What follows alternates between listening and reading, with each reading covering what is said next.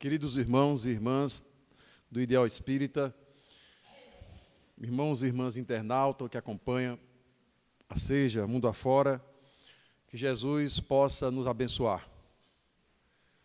Era o dia 1º de dezembro de 1955 e os Estados Unidos viviam ainda aquela política do Colored, da discriminação racial, do apartheid. E na capital do estado do Alabama, um incidente em Montgomery foi determinante para o desencadear de uma campanha que mudou a história. Uma costureira humilde, negra, 42 anos, Dona Rosa Parks. Ela, como costumeiramente fazia, após encerrar o seu expediente numa casa de moda para madames daquela cidade, vai ao ponto do ônibus, muito cansada, pés inchados, e aguarda ali o coletivo. Em chegando o veículo, ela, um tanto desatenta, caminha pelo corredor e senta numa das poltronas centrais. Cria-se um mal-estar. Alguns dizem que junto a ela havia outros 3 homens de cor. Mas a história fala da Dona Rosa Parks. Pouco depois, o ônibus recebe novos passageiros, brancos. E esses passageiros, percebendo que não havia lugar vazio, olham para o condutor e exigem uma posição. Criticam. Aquela senhora, por uma lei municipal, não poderia estar sentado naquela poltrona. Segundo uma norma aprovada naquele estado, ela deveria, como todo negro, ocupar os últimos lugares, caso estivessem vazios, de qualquer ônibus que circulasse em Montgomery. E então, o motorista para, vai até ela, diz: a senhora retire-se ou vá lá para os fundos. Este lugar não é para negros. A senhora é uma operária negra. Este lugar é reservado para os brancos, para os cidadãos. A senhora, veja a plaqueta Colored. O seu lugar é lá atrás. E ela, num ímpeto, sentindo-se injustiçada, no ímpeto de indignação, disse: eu não me retiro, estou muito cansada, paguei a passagem, o mesmo preço de qualquer outra pessoa e me recuso a me levantar. Criou-se um burburinho, um mal-estar. Imediatamente, ele disse: então, eu vou ter que conduzir o coletivo até o distrito policial, pois que o faça. E assim, o motorista vai, para de frente a uma delegacia, já estava naquele clima de Natal, os Papai Noéis brincavam pelas ruas, o ônibus para, o motorista desce e traz com ele 2 policiais armados. E eles, com alguma truculência, disseram: a senhora precisa descer. O negro não tem direito de sentar nessas poltronas centrais, e nem nas primeiras fileiras. Eu não vou descer, eu não vou me levantar. Paguei a passagem, mas a senhora não tem esse direito. E ela, irredutível, restou aos policiais darem voz de prisão. A senhora está presa. Ela foi detida, pagou uma multa de $14, e esse episódio passou a empolgar, na semana seguinte, um pastor iniciante da Igreja Batista daquela cidade, um certo Martin Luther King Jr. Todo mundo soube da altivez daquela mulher, da coragem de enfrentar o motorista, os policiais, o olhar de censura dos passageiros. E então, o pastor Martin Luther King, com ela e o seu esposo, que era um militante do movimento dos direitos civis na América, decidiram: pois então, nenhum negro há de usar os ônibus desta companhia. E começou-se uma greve. Nenhum negro, a partir daquele dia, usaria aquele serviço. Iriam para o trabalho de bicicleta, a pé, de carona com outros negros que tivessem carro. Mas ninguém usaria os ônibus. Nos primeiros dias, uma certa adesão, mas à medida que avançava o calendário, praticamente o movimento se tornou massivo e os negros passaram a impor um amargo prejuízo à Companhia de Montgomery. 380 dias depois, não houve outra alternativa. A lei foi revogada e os negros passaram a ter os mesmos direitos de ocupar os ônibus em Montgomery.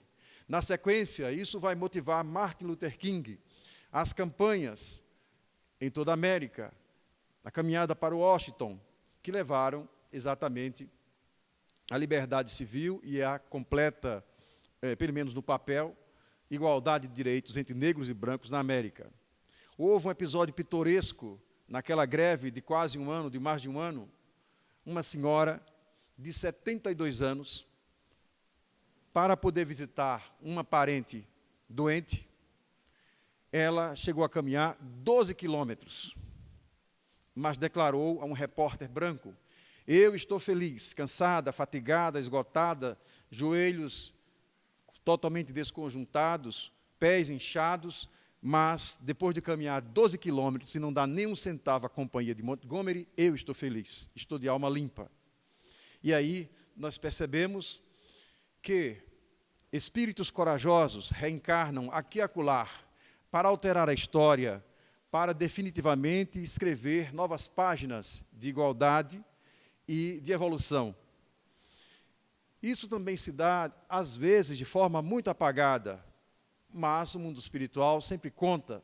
Há uma diferença entre a história dos homens, a historiografia oficial nossa, e a história que circula no mundo espiritual. Há episódios e há pessoas, há personagens que sequer são notados pelos nossos historiadores. Não estão nos documentos, nas enciclopédias, mas são de alta relevância no mundo espiritual. Um desses episódios se deu aqui no Brasil. Chico Xavier, à medida que foi sentindo a sua missão crescer em Pedro Leopoldo, naquela cidade muito pequena de Minas Gerais, foi sentindo desconforto, porque a imprensa, não somente do Brasil, mas do mundo, pessoas desoladas o procuravam a qualquer hora, inclusive à noite, madrugada, e como ele ainda morava com os familiares, aquilo criava atritos. Os espíritos perceberam que Pedro Leopoldo seria uma espécie de estufa na qual Chico deveria estabelecer ali as bases da sua mediunidade, mas Pedro Leopoldo, à medida que essa mesma missão mediúnica crescesse, não suportaria permanecer com esse desiderato. E assim os espíritos foram tomando as providências e elegeram, sem que Chico soubesse, a cidade de Uberaba para uma espécie de transferência, de transplante, digamos assim. Foram tomando providências diversas, mas a cidade de Uberaba, um centro urbano maior, mais caracterizado pela pecuária, e por uma cidade onde circula muito dinheiro, muita negociação, também muita viciação. Lembro o filósofo Rousseau, que vai dizer que é nas capitais que o sangue humano é mais barato. Então, ali estava Pedro Leopoldo com esse desafio para os espíritos. Chico deveria migrar para Uberaba. Alguns anos depois, uma década e um pouco mais.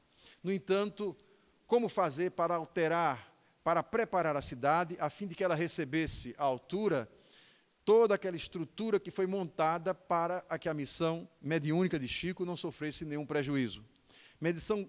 Missão gloriosa que nós sabemos, dela resultou 463 obras psicografadas. Todos nós temos uma dívida inapagável com esse médio Francisco Cândido Xavier. Quem lê os seus romances, quem lê as obras de André Luiz, ou os textos de Emmanuel, como esse agora há pouco que foi lido, sabe o bem que essas páginas fazem a cada um de nós. E as noites mal dormidas, as dificuldades diversas que Chico teve que enfrentar, críticas, perseguições, dos dois planos da vida, a fim de que essas páginas do mundo espiritual pudessem chegar até nós, graças à sua mediunidade. Então, no mundo espiritual, em determinado dia, houve uma reunião, uma convocação.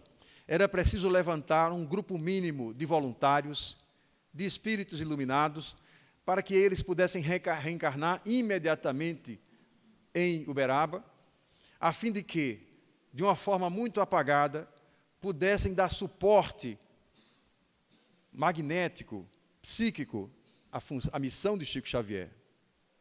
E foram surgindo os voluntários, até que um homem, um espírito de alta magnitude, levantou-se e disse: eu me disponho a ajudar a espiritualidade e ao médium Chico Xavier. Eu aceito reencarnar em Uberaba e agir em qualquer função, a mais apagada possível, caso seja necessário. Os anos se passam, uma década, um pouco mais, e acontece exatamente aquilo que nós já conhecemos da biografia de Chico Xavier. Pedro Leopoldo fica pequena, Chico termina, de algum modo, se desentendendo, ou se desgastando, melhor dizendo, com a família, porque os seus familiares não suportavam aquele movimento, aquele assédio sem limites. E então, Chico, com o Valdo Vieira, se instala em Uberaba, na Comunhão Espírita Cristã. Era a sua nova instituição. Tinha deixado o Centro Espírita Luiz Gonzaga e agora estava num ambiente maior. Num desses dias, numa manhã ensolarada, Chico caminhava com os amigos espíritas numa calçada da cidade de Uberaba. Até que, do outro lado da rua, um homem simples, um lixeiro, um crioulo, olhou para Chico e disse: tio Chico, acenou para ele. Imediatamente, Chico estancou o passo, deixou os amigos, pediu licença, atravessou a rua e cumprimentou o lixeiro. Disse palavras carinhosas, apertou a mão do lixeiro que estava trabalhando, entenda-se bem, não era o lixeiro arrumado, era em pleno exercício, o carro correndo à frente e o lixeiro atrás, como nós já conhecemos essa dinâmica, né? Acho que seria uma excelente estratégia, por exemplo, escolher atletas, procurar os lixeiros, teriam um desempenho melhor do que os nossos jogadores nessa seleção que vimos, né? Procura os lixeiros que correm mais do que Fred, do que outros, com certeza. São atletas, né? Manda para Moscou, já começa a ver a partir de hoje. Nós encontraremos, né, figuras. Às vezes eu fico pensando se aquele Robin da Holanda não foi lixeiro, que ele corre muito, né? Então, embora com 36 anos, ainda corre bastante, né? Ele tem uma psicologia de lixeiro, digamos assim, né? Então, ali estava Chico, abraçando e apertando a mão do lixeiro. Os amigos ficaram com atitude de censura, mas faz sentido que Chico é um homem bondoso, já sabemos, mas assim também é demais. Um lixeiro trabalhando, com aquele fedor, né, com a mão impura, e começaram a comentar maledicências diversas. Chico volta para o passeio, encontra os amigos, e, naturalmente, ele é bombardeado por questões. Mas, Chico, você estava conosco, você está limpo, você atravessou a rua, foi dar atenção ao lixeiro. Naquela época, o Brasil não tinha sistema de cota, não tinha secretaria de apoio a raças ou etnias prejudicadas pelas políticas, muito pelo contrário, a discriminação era muito forte. Estávamos na década de 50, em Minas Gerais, onde há uma população negra muito grande. E então, Chico foi, de algum modo, alvejado por aquelas questões todas. Mas, Chico, o lixeiro, Chico, apertar a mão de lixeiro trabalhando, Chico, será que você está regulando bem? Né? Não será assim uma obsessão momentânea? Começaram a aventar hipóteses. Aí Chico se viu na necessidade, para evitar aquela maledicência se prolongar tanto, de fazer um esclarecimento. Ele disse: mas vocês sabem quem é esse lixeiro? É interessante que o mundo espiritual usa carteiradas diferentes. Aqui na Terra, você sabe com quem está falando, eu sou o desembargador tal, e começa a carteirada, e você fica logo enquadrado, né, intimidado. No mundo espiritual, as carteiradas são diferentes. Então, mas vocês sabem quem é aquele lixeiro? Não, um lixeiro é um lixeiro. Eu disse: não, esse lixeiro é um dos espíritos mais evoluídos do que eu tenho notícia. Um espírito muito iluminado. Atuava no mundo espiritual, e os amigos espirituais me disseram que era preciso reencarnar um grupo de almas dedicadas para estabelecer defesas psíquicas, magnéticas na cidade de Uberaba, a fim de que a nossa missão não tivesse nenhum prejuízo. E ele foi um dos primeiros voluntários. Renunciou a altos postos, reencarnou numa família humilíssima. Veja que ele é lixeiro. naquele tempo não é como o lixeiro de hoje, que nós temos lixeiros formados em letras, com pós-graduação às vezes. Aqui a gente tem imprensa. Não, lixeiro não tinha concurso público. Quem quer ser lixeiro, então, o que sobrasse, né? Era assim. E aí este homem se submeteu a essa função apagada. E diariamente ele exercita a sua tarefa, porque ele não é um lixeiro comum.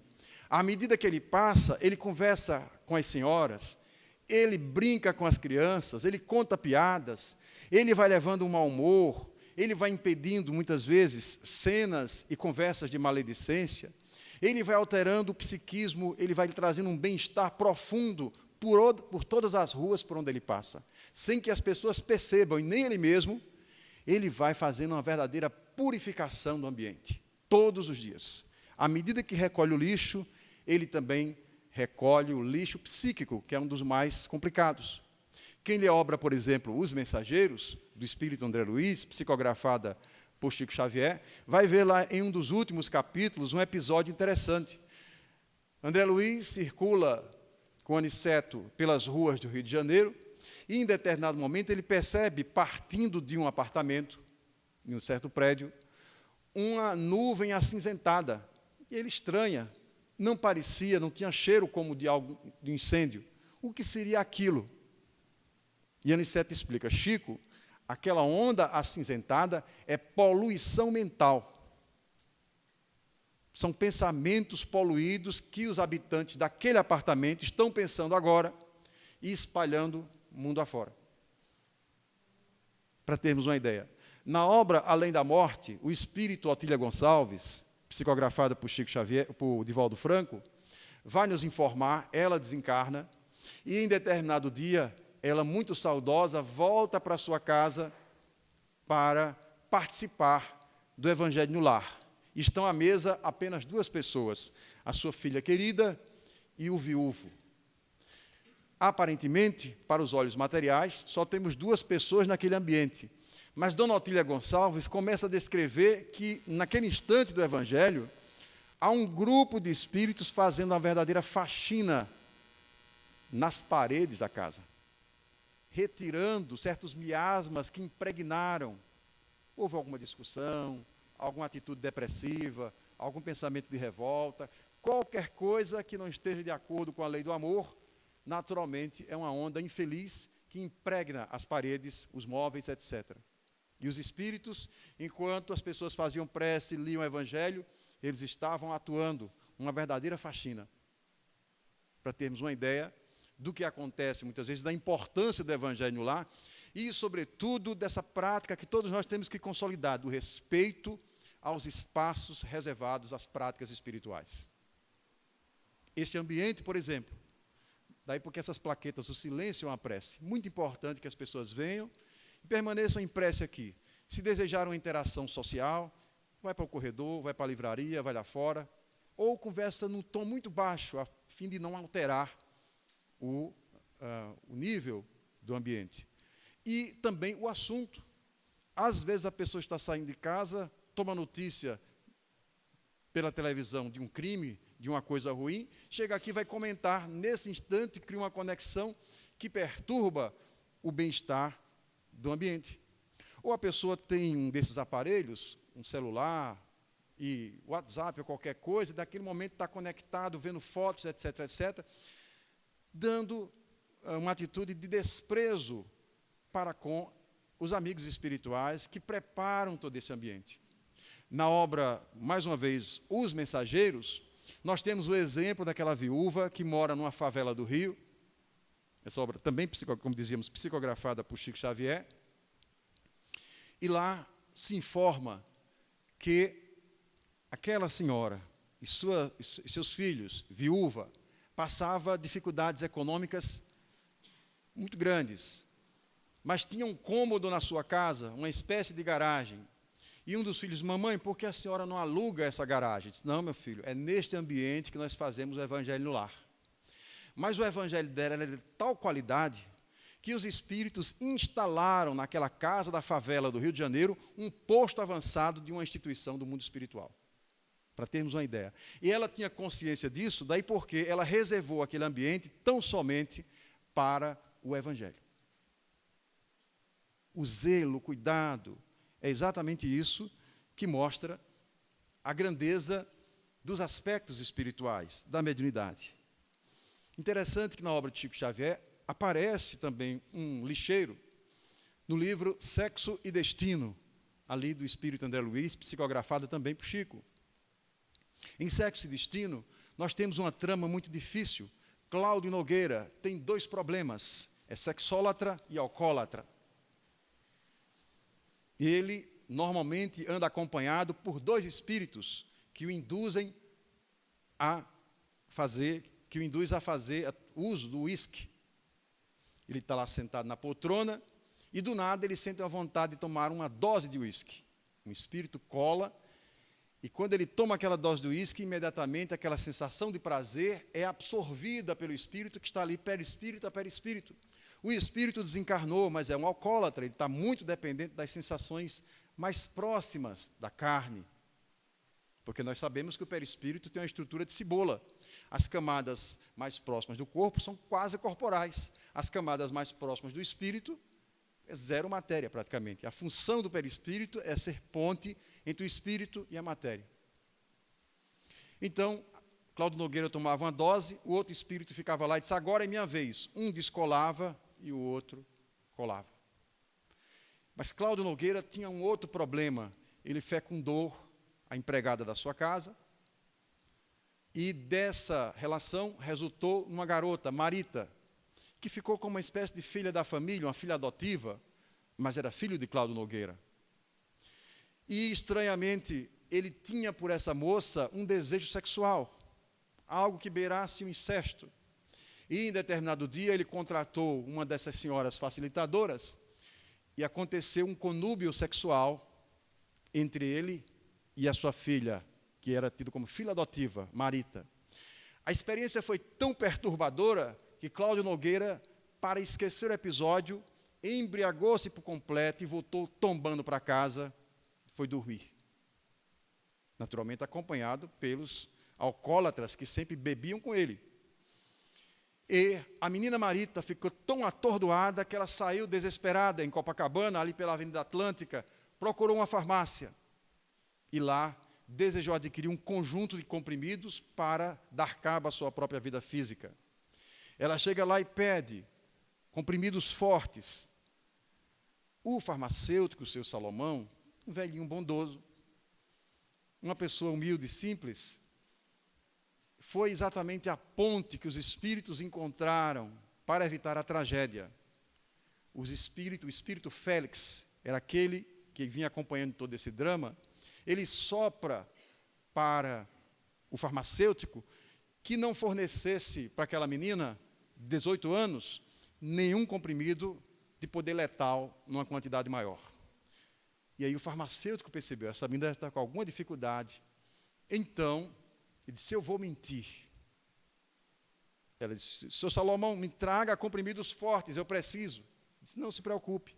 Ele, naquele momento, separou uns soníferos, trouxe para a moça, ele disse, esses são fortes? Muito fortes. Na verdade, eram apenas soníferos.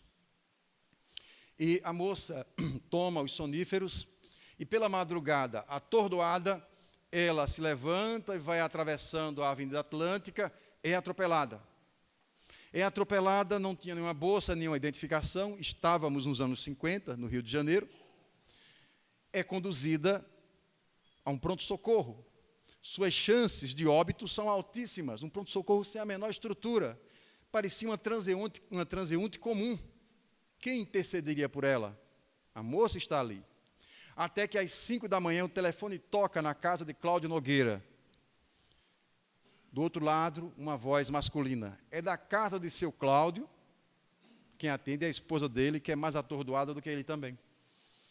Sim, ele está... Ela não vai dizer que ele está completamente bêbado ali, babando na cama. Ele não está. A madama está, era a própria madama que estava atendendo, mas ela, com medo de se comprometer, não, a madama não está, mas eu sou a moça que trabalha aqui, o senhor quer o quê? Eu preciso dar um recado para seu Cláudio. Sim. E quem é o senhor? Ah, eu sou Zeca, o lixeiro. Imagine, parece trote. Às 5 da manhã, alguém liga para a sua casa e diz, eu sou Zeca, o lixeiro. Mas como a própria esposa de Cláudio já estava angustiada porque a menina não tinha voltado para casa, Marita não tinha voltado para casa, naquele momento ela entendeu que poderia ser alguma coisa séria. E então, olha, diga para o seu Cláudio que Dona Marita foi atropelada. Como assim? Foi atropelada. O senhor tem certeza que foi ela? Foi ela, eu conheço, ela é uma moça muito boa. Ela trabalha lá na loja. Foi ela que arranjou vaga para as minhas 2 filhas no colégio. Veja a gratidão, a sensibilidade desse espírito. Ele não esquece. A ideia que a mãe fazia, a mãe adotiva, é que a moça era uma mulher ruim. Mas o lixeiro Zeca lembrou imediatamente do benefício que ela prestou a ele e à sua família. A importância dessa ligação. André Luiz percebeu, André Luiz estava em espírito na casa de Cláudio Nogueira. E ficou pensando, como é que Félix, o instrutor Félix, vai encontrar alguém que possa chamar a atenção da família, porque ele viu o atropelamento. Alguém precisava despertar a família para providências imediatas. Aquela moça no pronto-socorro morreria rapidamente. Aí esse Zeca Lixeiro presta esse serviço. É o espírito Félix que encontra na mente limpa daquele lixeiro, simples, a possibilidade de captação mediúnica e ligar para a família de Cláudio Nogueira. Imediatamente a família toma as providências e essa moça, ela, por força do empenho da família, ela é transferida do pronto-socorro para um grande hospital mais equipado lá no Rio de Janeiro. E essa providência é determinante porque, com isso, a menina consegue ainda mais uma semana no mundo físico. Ela desencarna.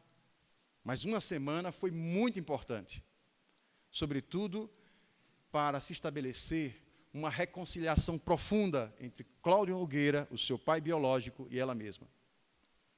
Então, aí nós temos uma ideia de que o amor sempre encontra coragem para se expressar.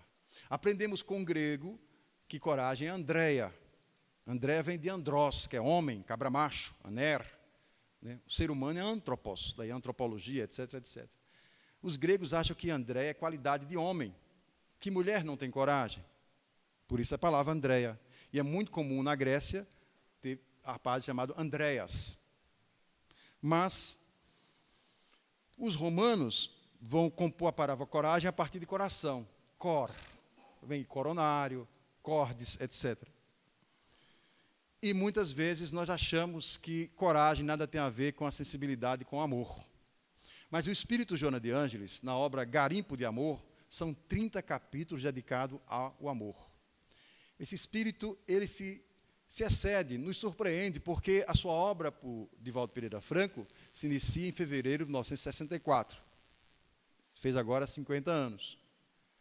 E na sequência dos anos, Joana sempre escreveu textos sobre o amor em diversas angulações. Depois do ano 2000, já tínhamos muitas páginas sobre o amor, sem nenhuma repetição. São todas páginas inéditas. Joana resolve escrever um livro só sobre o amor, 30 capítulos. E lá tem um capítulo, Amor e Resistência. Porque se concebe a ideia de que o amor é fragilidade. E Joana faz uma associação, é que o amor é quem gera resistência. O amor é quem dá coragem. E ela lembra de um episódio do qual participou há 2000 anos. Porque quando Jesus foi sentenciado à morte e obrigado pela soldadesca romana e por Públio Lentulus a conduzir a própria cruz na Via Dolorosa, na Via Crucis, praticamente todos os discípulos o abandonaram, com exceção de João. Quem ficou com Jesus? Joana vai dizer, apenas as mulheres piedosas. E elas sofreram muito, porque elas viam Jesus levar chicotadas, cansado, conduzindo o madeiro, e elas tiveram a coragem, segundo Joana de Ângeles, de enfrentar os soldados, de enfrentar a população que estava completamente obsidiada. É uma obsessão coletiva, como aconteceu com o nazismo. O nazismo foi uma obsessão coletiva. Então, enquanto Simão Pedro e os outros discípulos desapareceram temerosos de represálias, de novas perseguições, de crucificação, restou a Jesus a companhia das mulheres piedosas, que podíamos chamar de corajosas. E aí Joana vai fazer essa associação. Por que elas eram corajosas? Porque amavam demais Jesus. O amor da coragem. Esse é o entendimento da nossa mentora. E aí, nesse livro, ela vai construir ou retomar uma tese que hoje vai ganhando corpo, que nós aprendemos a amar. O amor se aprende. Ela vai dizer que, normalmente, as pessoas que têm dificuldade de expressão do sentimento, dificuldade de amar, elas são meio porco-espinho, assim, né? Elas querem tomar distância, porque elas têm a impressão que ou que vão ferir, ou vão ser feridas. Então, o medo de amar trava, e elas resolvem perder sensibilidade, recuar, evitar a interação social. Sobretudo hoje, com o mundo virtual, cada vez mais pessoas temerosas evitam estabelecer uma relação afetiva, mas viajam pela internet porque se sentem seguras diante daqueles personagens de existência duvidosa. Então está ali Joana com a tese de que amar se aprende. E quem são as pessoas que têm dificuldade de amar? Ela vai dizer que normalmente são pessoas que não foram bem amadas ou que não aprenderam a amar dentro de casa, por força da limitação dos seus pais, numa perspectiva dessa existência, claro. Porque há espíritos que são tão amorosos, mesmo reencarnando com pais limitados, desequilibrados, eles ainda assim manifestam um alto poder de afetividade. Os gregos chamam a relação, o amor dos pais pelos filhos, de storgê, ternura. É aquela vontade que o pai tem de beijar a criança, de abraçar, às vezes o avô também, a mãe, e a criança se sente amada. E essa dinâmica vai normalmente avançar pelas novas gerações. Mas a pessoa que não foi abraçada, que não foi beijada, que não recebeu declarações explícitas, que sentiu-se rejeitada, criticada 24 horas pelos familiares, eventualmente surrada, esquecida, naquela expressão do jornalista Gilberto de Mestai, as crianças invisíveis, porque os pais, arrivistas, montam as suas carreiras. Eles precisam ser pessoas bem-sucedidas. E as crianças, nós temos as babás, as empregadas, as aulas de inglês, as aulas de balé, as aulas disso, as aulas daquilo, e o amor vai ficando de lado. A Joana vai mostrar que essa dinâmica compromete a construção da aprendizagem do amor em cada um de nós. Por outro lado, aquelas famílias que mesmo numa condição econômica mais simples, aqui e acolá, abriram em suas agendas, e até diariamente, espaços para o storgê, para a ternura, para a expressão do carinho, elas vão construir uma escola de amor dentro de casa. Porque ninguém precisa fazer um curso de amor, porque esse curso de amor está no principal laboratório de afetividade, que é a própria família. É essa tese de Joana, que nós tentaremos, no próximo sábado, aqui com César Saído, psicólogo, trazer à baila no próprio seminário, Aprendendo a Amar. E interessante que as pessoas mais intelectualizadas do tempo de Jesus tentaram perturbá-lo, se é que isso é possível, com questões ligadas ao amor. O amor é de tal importância que Allan Kardec resolveu reservar em O Evangelho segundo o Espiritismo 2 capítulos para o amor. O capítulo 11, amai o próximo como a si mesmo, e o capítulo 12, amai os vossos inimigos. Allan Kardec resolve um grande problema no capítulo 12. Porque as pessoas têm uma dificuldade enorme, embora não assumida, de entender como é que pode se amar o inimigo. Ouviste o que foi dito aos antigos: amarás o teu próximo, é fácil, mas odiarás o teu inimigo. Eu, porém, vos digo, amai o vosso inimigo. E as pessoas dizem, não, mas isso deve ser um problema de tradução. E Allan Kardec vai explicar, o amor aos inimigos não é da mesma qualidade do amor aos amigos, aos próximos, aos grandes afetos. Porque os afetos nós confiamos. nós temos ternura, nós podemos dar as costas e não seremos apunhalados. Mas o inimigo, a intenção dele é sempre prejudicar, embora ele preste um grande serviço a muitos de nós, porque o inimigo ele é um ótimo crítico. Quem quiser fazer terapia, fique próximo do seu inimigo, porque ele vai, enfim, vai fundo na alma de cada um. Ele diz aquelas coisas que nem o terapeuta encontra. Ele vê, ele tem uma lupa para perceber aquela contradição. Até por uma questão espiritual, porque ele nos conhece das quedas passadas. Ele sabe da gênese do nosso egoísmo. Então ele conhece as nossas manhas, fingimentos, etc. Então o inimigo está ali de plantão, né? Por isso a importância dessa convivência. E Allan Kardec vai dizer que o amor aos inimigos, ele atende a um princípio de uma lei magnética. Quando nós encontramos duas almas com afinidade, há uma espécie de fusão, aquelas almas como que se grudam. Namoro no começo, por exemplo, é difícil você separar as criaturas, porque há um visgo, né, que não se consegue, o que é que existe ali. Há uma dependência psíquica, uma interação, um alimenta o outro e vice-versa. Mas, quando colocamos lado a lado inimigos, ali um médium há de perceber que há um choque dos fluidos, as cargas se repelem, usando aqui uma linguagem eletromagnética, eles não se bicam, é um desconforto. Algumas pessoas começam a sentir dor de cabeça, porque está ao lado do inimigo. E elas têm que tomar distância algumas vezes. Então, Allan Kardec vai dizer que, neste caso, nós não podemos ter o mesmo amor. Mas amar aos inimigos é não desejar se vingar, é ampará-lo, ajudá-lo sempre que for necessário, é ficar feliz com as vitórias dele, etc, etc. Está lá no capítulo 12. Amai os vossos inimigos. Mas o capítulo 11 é, por excelência, o paradigma do amor.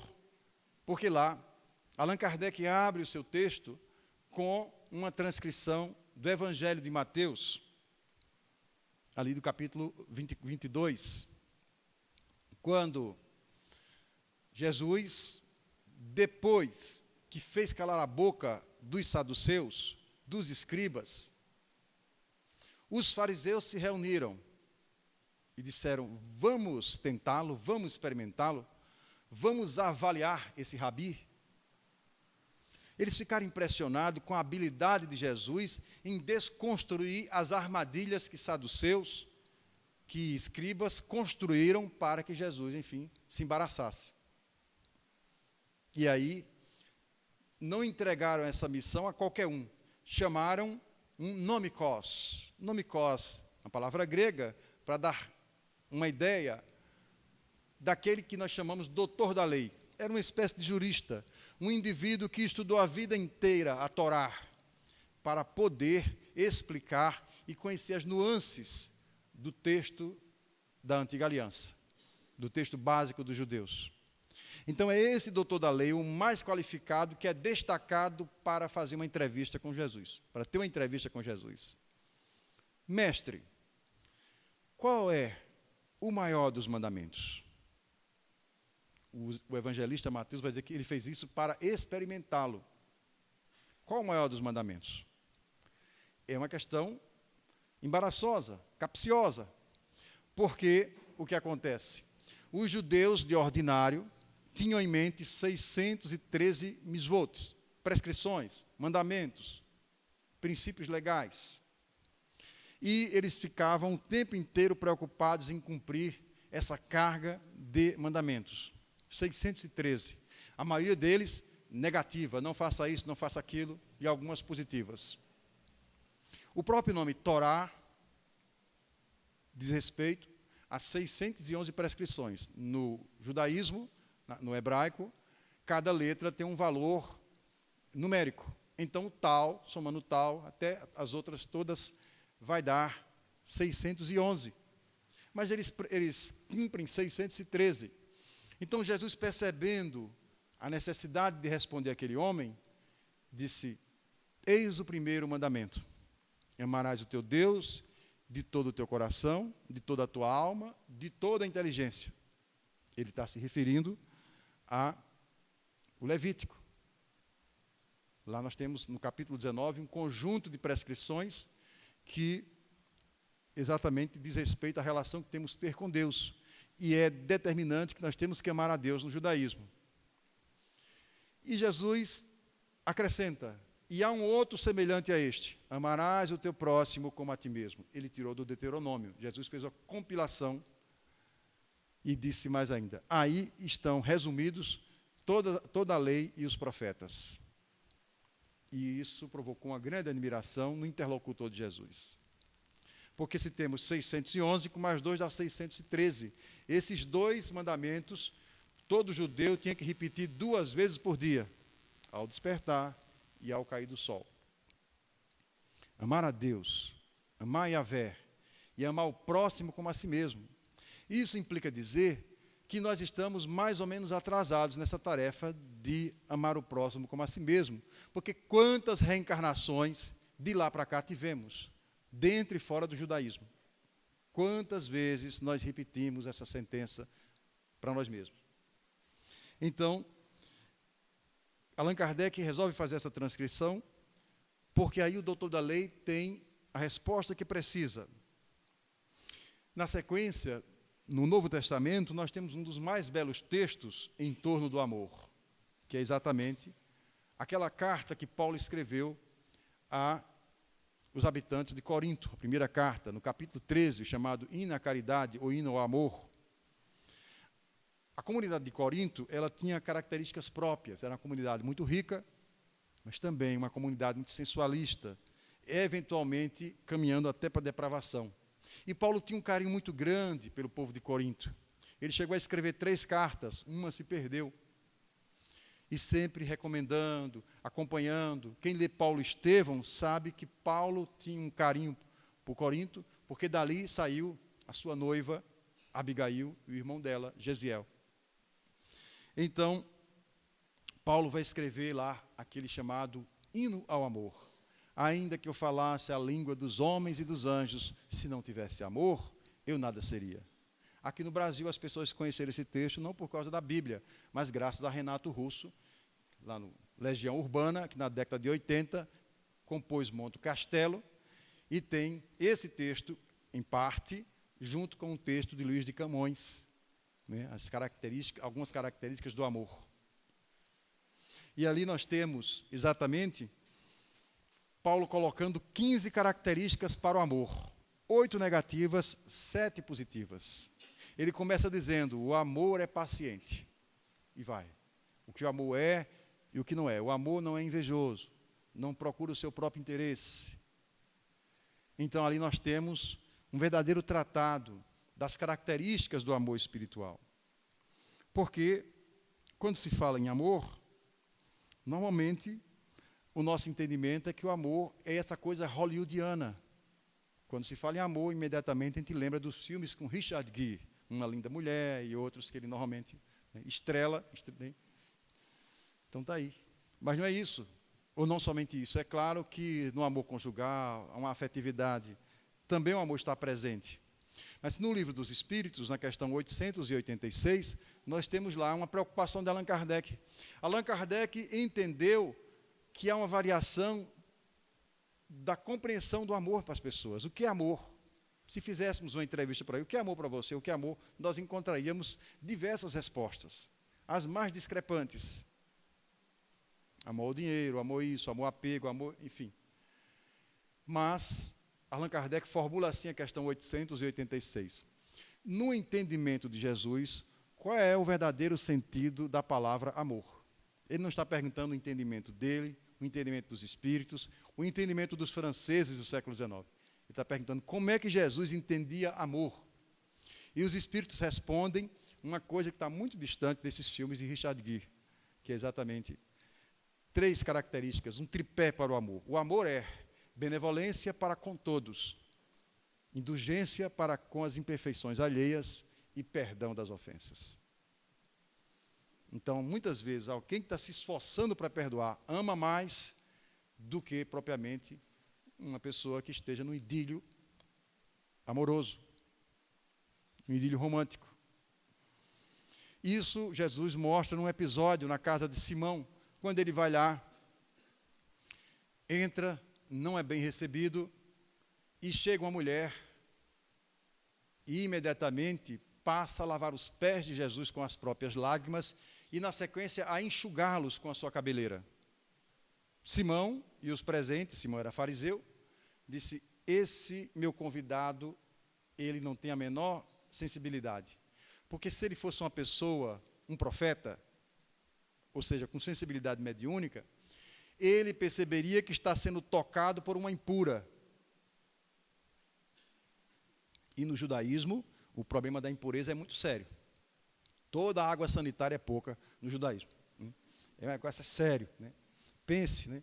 Então, porque se uma pessoa é tocada por um impuro, o impuro fica. E aí vai ter que ser submetido a uma sequência de banhos, de rituais, conduzidos pelo sacerdote. Daí porque no judaísmo não se deve tocar no morto. O sacerdote tocando no morto, ele fica impuro. Por isso, na parábola do bom samaritano, o sacerdote, vendo o homem caído, ele deve ter imaginado: se estiver morto, eu estou indo para os meus trabalhos sacerdotais, se eu tocar nesse homem, eu vou estar impedido, então não vou tocar. Ele foi uma pessoa prática. No judaísmo, em hipótese nenhuma, um homem deve tocar numa mulher no período de menstruação, que ele fica impuro. E assim vai. Comer carne de porco, etc, etc. São muitas as possibilidades de impureza. E aí Simão fica observando Jesus. Olha, está lá a mulher lavando os pés dele, com as lágrimas, enxugando com os cabelos. Esta mulher é impura. Coitado desse profetinha de Araque. Sem que Simão percebesse e pedisse a palavra, Jesus se dirigiu a ele: Simão, eu tenho uma questão para te formular. Simão toma um susto, porque ele estava só pensando. E Jesus captando. Simão, um homem, tinha duas pessoas que lhe deviam. Um lhe devia 50 dinheiros, outro devia 500. E ele perdoou a ambos. Simão, no teu entendimento, porque Simão deveria ser uma pessoa prática, um fariseu, era muito bom de cálculo. A quem ele amava mais? Aquele a quem perdoou 50 dinheiros ou aquele outro a quem ele perdoou 500? Simão imediatamente disse: Senhor, questão fácil. É claro que é aquele a quem ele perdoou 500 dinheiros. Pois então, Simão, eu cheguei à tua casa e você sequer cumpriu as prescrições da nossa raça.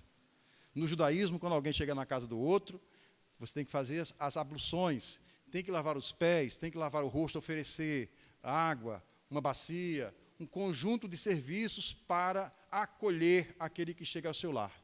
E Simão não fez absolutamente nada. Jesus logo deu nota 0 para ele em termos de judaísmo. Simão, você não fez nada disso comigo. E esta mulher, desde que eu cheguei aqui, purifica os meus pés e os enxuga com os próprios cabelos. Olhou para a mulher e disse: teus pecados estão perdoados. E Simão ficou ainda mais atordoado. Mas a lógica de Jesus é essa: quem perdoa muito é porque ama muito. Daí voltamos à questão 886, perdão das ofensas. A indulgência, a tolerância para com as imperfeições alheias é uma expressão altíssima do amor. E, sobretudo, a benevolência para com todos. Precisamos fazer bem a todos e pensar o bem de todos. É isso que está posto na questão. Então, amor tem essas muitas apresentações. E, concluindo a nossa fala, nós gostaríamos de trazer à baila uma composição de um grande poeta brasileiro que desencarnou precocemente, diríamos. Me refiro a Gonzaguinha, o filho de Gonzagão. E ele escreveu ou compôs uma bela canção intitulada Uma Canção de Amor, em que ele realmente desalinha esse modelo hollywoodiano das comédias românticas do cair de tarde. Gonzaguinha canta: uma canção de amor não é só aquela que fala de um beijo na boca, aquela que fala da ânsia tão louca dos corpos na cama matando desejos. Uma canção de amor não é só aquela que chora uma separação, aquela que exalta a nossa união, felizes para sempre, eterna aliança. Uma canção de amor também é aquela que canta a luta da vida, a fibra, a força, a raça e o sangue, que vem de João, de Maria e José. Também é aquela que canta o suor do trabalho, do calo das mãos de quem canta a esperança, no jogo, na dança, com garra e fé. Muita paz.